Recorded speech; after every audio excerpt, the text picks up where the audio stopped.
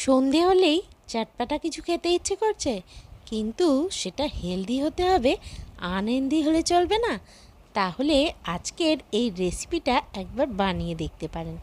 যেমন চটপটা আর তেমনি এটা হেলদিও বটে। এর জন্য আমি কিছুটা বেসন নিয়েছি, 1 কাপের মতো বেসন নিয়েছি, আর তাতে দিয়েছি একটু পেঁয়াজ কুচি, টমেটো কুচি আর কাঁচা লঙ্কা কুচি দিয়েছি। আর দিয়ে দিলাম নুন, হলুদ, একটু জিরে গুঁড়ো, লঙ্কা গুঁড়ো আর গোটা জোয়ান। আর 1 চামচ বড় চামচের দইও দিয়ে দিয়েছি, টক দই। আর একটু জল দিয়ে ব্যাটাটাকে ভালো করে গুলে নিতে হবে।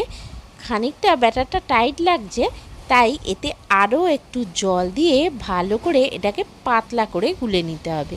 তারপর একটা ফ্রাইং প্যানে কিছুটা বাটার দিয়ে দিলাম, দিয়ে এই ব্যাটারটা হাফ হাফ করে ঢেলে দিলাম, দিয়ে খানিকক্ষণ এটা হতে দিতে হবে কম আঁচে।